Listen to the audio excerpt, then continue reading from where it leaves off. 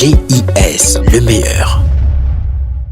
Je viens ce matin pour réfléchir avec vous sur la qualité des hommes qui servent la République dans un certain domaine et le format dans lequel le travail ou le service est rendu à la République. J'aimerais ici attirer l'attention particulière du président de la République parce que je suis appelé aujourd'hui à parler d'un service qui dépend directement de son autorité, je cite, l'inspection générale des finances. L'inspection générale des finances, à ma connaissance, n'est pas un tribunal. L'inspection générale des finances, à ma connaissance, n'est pas une ASBEL, membre de la société civile ou lanceur d'alerte. L'inspection générale des finances est appelée à respecter les missions qui lui sont confiées à la lettre et permettre ainsi à la République de combattre l'hémorragie financière et le détournement des fonds publics et ainsi renflouer les caisses de l'État, ou mieux je dirais, rehausser le niveau de nos recettes et de notre mobilisation financière pour que le pays se serve de ses moyens dans le cadre de son budget national. Mais je suis en train de réfléchir ensemble avec vous. Qu'est-ce qui se passe? Essayons ensemble d'évaluer le nombre de missions qui ont été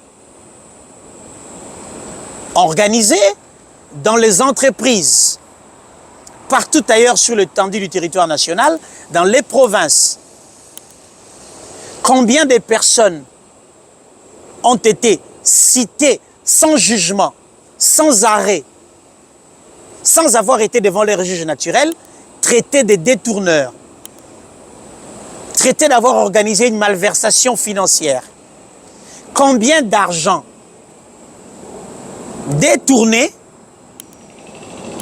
ont été récupérés et replacés dans le compte général du Trésor? Je pense qu'il y a quand même un problème. Il y a quand même un problème dans la manière de faire de l'IGF. Pourquoi je suis rebondi aujourd'hui? Parce que je viens de voir dans les réseaux sociaux des journalistes proches ou engagés ou qui ont des contrats de collaboration avec l'IGF communiquer sur un certain Samba Bacheli autour de 13 millions de dollars de l'éclairage public. Alors que, quand je fais la ronde des médias internationaux, je vois la carrure et la pointure de cet homme d'affaires malien. Je suis en train de me demander, à quoi sert la clameur publique que l'IGF cherche à créer à tout moment? Traiter des pères de famille de voleurs, traiter des pères de famille de détourneurs, les exposer au mépris public. Monsieur le Président,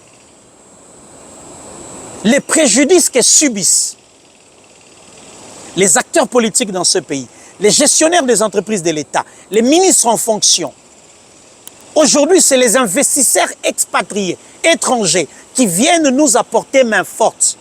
Les préjudices qu'ils subissent dans la manière de faire de l'IGF n'a pas de réparation. Ce n'est pas l'argent qui peut réparer l'honneur de M. Samba Bacheli. Ce n'est pas l'argent qui peut réparer l'honneur d'un autre homme d'affaires ou d'un autre acteur politique. Monsieur le Président, je pense qu'il est temps de rappeler l'IGF à l'ordre. Je parle de tout le service. Mais vous savez que les instructions viennent du chef des services. Il est temps, je pense, de rappeler l'IGF à l'ordre.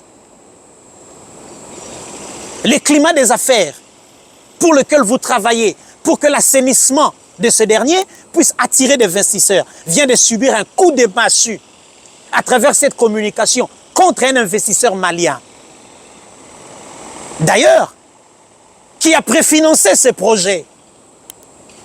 Alors, lors du préfinancement, rien ne se disait. Alors qu'il a couru un risque. Mais quand les fonds sont rendus disponibles, il y a un processus. Un processus d'acquisition, un processus d'affrètement, un processus de dédouanement, un processus de déploiement, un processus de mise en place. Monsieur le Président, s'il vous plaît, le climat des affaires vient de subir un coup de massue de la part de l'IGF. Vous aussi, qui travaillez aux côtés du chef des services de l'inspection générale des finances, recalibrez votre communication. L'IGF n'est pas un laboratoire de fake news. L'IGF n'est pas un laboratoire de fausses nouvelles pour jeter un discrédit sur des personnes qui accompagnent ce pays, qui est à la recherche des investisseurs. Dites-moi en 5 ans du premier mandat du président, combien d'investisseurs avons-nous reçus dans ce pays? Mais les rares qui sont arrivés, doivent-ils être traités de cette manière, même si problème il y en a? Doivent-ils être traités de cette manière? Doivent-ils être traités de cette manière? Je sais que vous allez tout à l'heure envoyer vos chiens qui vont aboyer. Mais retenez une chose, que c'est au nom de la République que vous agissez. Et derrière cette République se trouvent 150 millions d'âmes. Bonne chance à vous. Monsieur le Président de la République, le Congo, votre pays, notre pays, se trouve comme dans ce couloir qui me permet d'avancer vers vous pour vous adresser ce plaidoyer. Dans ce couloir doit passer près de 150 millions d'âmes qui cherchent la nourriture, qui cherchent la sécurité, qui cherchent la santé, qui cherchent l'éducation, qui cherchent les infrastructures de base, qui aspirent à un développement harmonieux dans leur pays et en toute liberté. Les décisions que vous devrez prendre pour votre deuxième et dernier mandat, Monsieur le Président de la République, doivent refléter le véritable souci du peuple congolais. Je suis un historien du présent, Monsieur le Président de la République. Rappelez-vous que Joseph Kasavubu, alors président de cette République, a vu certains de ses collaborateurs travailler avec Mobutu. 32 ans de pouvoir du maréchal, Seseko Kukuendu Azabanga. Certains de ses collaborateurs ont rejoint M. Laurent Désiré Kabila. D'ailleurs, plusieurs d'entre eux ont poursuivi au service de la nation avec Joseph Kabila. CPP, PPRD, FCC, aujourd'hui, certains qui sont partis de là vous ont rejoint. Mais je rappelle qu'il y a des mobutistes qui ont refusé de travailler avec Kabila. Je rappelle qu'il y a des acteurs de l'Abaco qui ont refusé de travailler avec Mobutu. Je rappelle qu'il y a des péperdiens qui ont refusé de travailler avec vous parce que restez fidèles à Joseph Kabila. La primature, j'aurais appris qu'elle reviendra à l'UDPS. Oui, politiquement, c'est ça parce que l'UDPS représente aujourd'hui la première force. Mais quel membre de l'UDPS? Je suis sûr et d'avis que dans le respect de la géopolitique, ça ne sera pas un Kassaïen, ça ne sera pas non plus un Katangais, parce que les Katangais viennent de faire 5 ans à la primature. Je ne sais pas d'où viendra l'oiseau rare, mais j'imagine le profil, Monsieur le Président de la République. Aujourd'hui, Félix Antoine Tshisekedi, vous êtes sans ignorer qu'il y a des secteurs qui sont vitaux pour notre nation. Et on ne peut pas avoir un ministre à la fonction publique qui soit faiblard. On ne peut pas avoir un ministre à l'éducation, à l'EPST qui soit un faible. On ne peut pas avoir un piètre ministre à l'ESU, Monsieur le Président de la République. On ne peut pas avoir un piètre ministre à la santé. On ne peut pas avoir un piètre ministre à la défense et aux affaires intérieures. On ne peut pas non plus avoir un piètre ministre aux affaires étrangères. On ne peut pas, surtout pas oser, avoir un piètre ministre aux travaux publics. Vous avez fait la ronde de ce pays pendant la campagne électorale. Monsieur le Président, vous avez fait des promesses. Vous avez promis des infrastructures. Voilà 3 mois aujourd'hui. Où en sommes-nous? Les mêmes promesses ont été faites il y a 5 ans. Nous les avons évaluées. Pas grand-chose.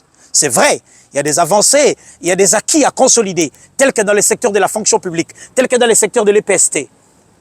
Mais le gros de choses n'ont pas été faites, Monsieur le Président de la République. Il faut que quelqu'un vous le dise. Alors, j'ai parlé de l'Abaco, j'ai parlé du moboutisme, du impère, j'ai parlé du PPRD.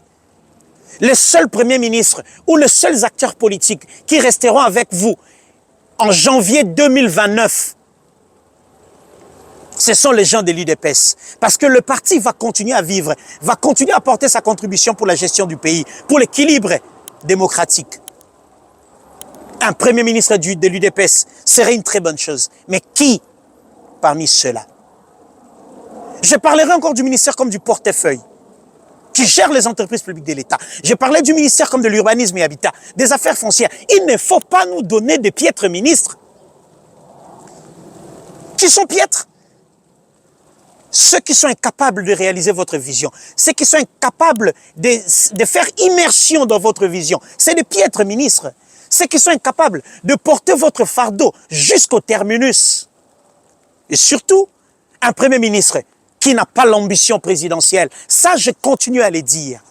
Que n'en déplaise à d'autres langues. Monsieur le Président, vous trouvez un premier ministre qui a l'ambition présidentielle. Rassurez-vous, vous échouez dans votre dernier mandat. Et le peuple vous en tiendra responsable. Ne tâtonnons pas, ne mettons pas un premier ministre qui va échouer pendant les 2 premières années pour chercher à apporter un autre qui va venir corriger les erreurs des 2 premières années de votre second et dernier mandat. Parce que aucun de vos alliés ne vous accordera 1 minute de plus au pouvoir. Ils l'ont fait à Kabila. Ils l'ont fait à Mobutu en collaborant avec Laurent Désiré Kabila, en donnant des informations. Ils se sont fait passer pour des informateurs au profit de l'AFDEL. Aucun allié, je ne peux pas les citer ici, aucun de vos alliés, tous les partis qui sont alliés à vous ou à l'UDPS, aucun allié ne restera votre partenaire en 2029. Ils l'ont fait à Kabila, ils vous le feront, c'est la loi de la nature. Monsieur le Président, Monsieur le Président, Monsieur le Président, réveillez-vous, réveillez-vous. Donnez-nous un gouvernement responsable, un premier ministre responsable, dynamique, qui ne reste pas dans son bureau, capable d'aller à la rencontre des populations, même quand il n'y a pas de catastrophe naturelle. Au quotidien de la population. Monsieur le Président, Monsieur le Président, Monsieur le Président, c'est mon cri de cœur. GIS, le meilleur.